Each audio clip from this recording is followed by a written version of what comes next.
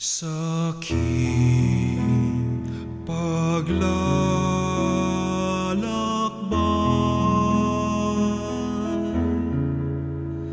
sa bundok ng buhay,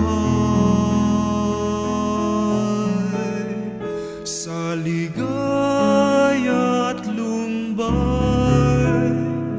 maging tala, gabay.